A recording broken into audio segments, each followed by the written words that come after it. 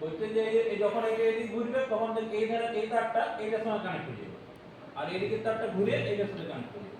তাহলে হবে কি, এই যে বাইরের যে কারেন্টের ডাইরেকশনটা এটা অলওয়েজ একই থাকবে, কিন্তু ভিতরেরটা কিন্তু কন্ডিশন চেঞ্জ হবে। ভিতরে যদি কয়েলটাকে আমি দেখি ওইখানে কিন্তু এসি কারেন্ট জেনারেট হচ্ছে, বাইরে পাচ্ছি আমি ডিসি। এই কমিউটেটরটা লাগানোর জন্য দেখো, এরকম দেখতে পাচ্ছি জিনিসটা। দেখো এখানে তাই ডাইরেকশন তাই এদিকে আছে, বাইরে এদিকে আছে। এই যখন ঘুরে যাবে তখন দেখি হচ্ছে।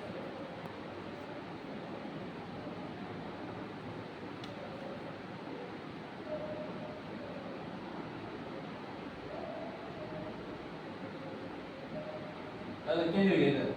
ঠিক আছে, প্রথমে এদিকে যাচ্ছিল, এখন এদিকে আসছে। আর বাইরে তো এদিকে যাচ্ছিল, মনে হয় তো আগে এর মধ্যে যখন ওদিকে কানেক্ট করবে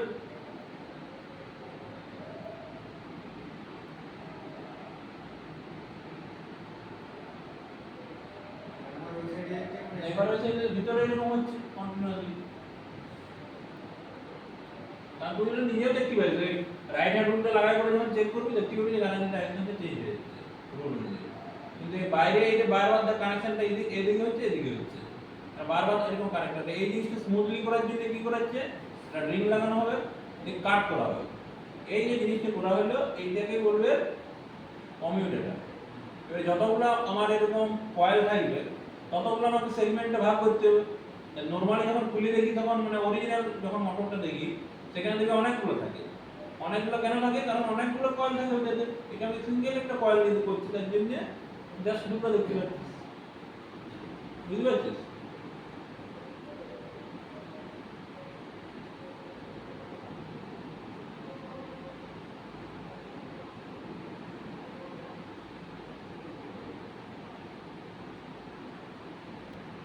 প্রথমে স্লিপ দিয়ে এই জন্যই বলি, আমরা প্রথমে বলেছি তো, কিন্তু যখন এটাকে একটু সেগমেন্টে ভাগ করা হলো তারপরে ব্যবহার করা হবে ডিসি জেনারেটরের ক্ষেত্রে, তখন এটার নাম হয়ে যাবে কমিউটেটর। কমিউটেটরের কাজ কি হচ্ছে এখানে, কমিউটেটরের কাজ এটাই হচ্ছে, ওই যে ভিতরে এসি জেনারেট হচ্ছে, বাইরে পাচ্ছে ডিসি, তাহলে এসি কে ডিসি তে কনভার্ট করছে। তাহলে কমিউটেটরকে যদি বলা যায় হোয়াট ইজ কমিউটেটর, কমিউটেটর হবে commutator is a mechanical rectifier that convert AC to DC। ঠিক আছে, আর অল্টারনেটও করা যাবে, DC থেকে AC করা যাবে। মোটরের ক্ষেত্রে ওই সেম ডিভাইসটাই DC থেকে AC তে কনভার্ট করে কয়েলে পাঠাচ্ছে এবং কয়েলটা তখন মুভ করছে। আর এখানে রুট কি কাজ করবে, always Fleming right hand rule. Right hand রুলটা কি বল, মনে আছে? মনে যদি না আছে তাহলে আরেকবার বলে দিচ্ছি।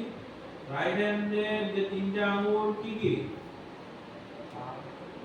ফোর ফিঙ্গার, মিডল ফিঙ্গার আর থাম্ব, তিনটাকে পরস্পরের সাথে 90 ডিগ্রি অ্যাঙ্গেলে রাখতে হবে। ঠিক আছে, দিয়ে